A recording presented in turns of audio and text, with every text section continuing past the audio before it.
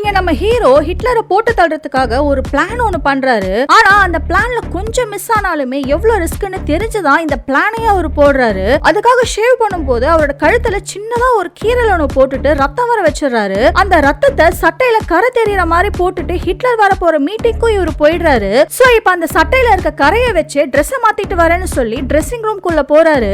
ஏன்னா அங்கதான் அவர் பிளான் பண்ண மாதிரி ஒரு வெடி ஒன்னு ரெடி பண்ணிட்டு இருக்காரு. ஆனா 2 வெடியை ரெடி பண்றதுக்காக தான் அவர் பிளான் பண்ணி ஸ்டார்ட் பண்ணிருப்பாரு. பார்த்தா இவங்க ஒன்னு ரெடி பண்றதுக்கு முன்னாடியே மீட்டிங் அங்க ஸ்டார்ட் ஆயிடுச்சுன்னு வந்து கூப்பிடுறாங்க. சோ இன்னொன்னு ரெடி பண்றதுக்கு அவங்களுக்கு டைம் இல்லாதால அந்த ஒண்ணு மட்டுமே எடுத்துட்டு அவங்க மீட்டிங்க்கு போறாங்க. அங்க போனதுமே ஒரு வார்ல ஒரு சைடு காது மட்டும் கேட்காம போயிடுச்சுன்னு சொல்லி அவரு பக்கத்திலேயே நிக்கிறதுக்கு பெர்மிஷன் கேக்குறாரு. அதுக்கான பெர்மிஷன் கிடைச்சதுக்கு அப்புறம் இவர் கொண்டு வந்த பேக அவரோட டேபிள் கீழே வச்சிடுறாரு. கரெக்டா அப்போன்னு பார்த்து இவருக்கு ஒரு போன் கால் வந்திருக்குன்னு வந்து கூப்பிடுறாங்க. சோ இவரும் அதே காரணமா வச்சு வெளியே வந்துடுறாரு. ஆனா ஹிட்லர் மீட்டிங்ல கோவமா அந்த டேபிளை தட்டுனதும் அந்த பேக் கீழே விழுந்துருது. இத பார்த்த ஒரு சோல்ஜர் அந்த பேக டேபிள்ல இருந்து கொஞ்சம் தூரம் தள்ளி கொண்டு போய் வச்சிடுறாரு. பார்த்தா இவர் வெளியே வரவும் அந்த வெடி வெடிக்கவும் அவர் இறந்து போயிட்டாருன்னு இவரு ரொம்ப சந்தோஷப்படுறாரு. ஆனா ஹிட்லருக்கு அதுல ஒண்ணும் ஆகாம அவர் தப்பிச்சிடுறாரு.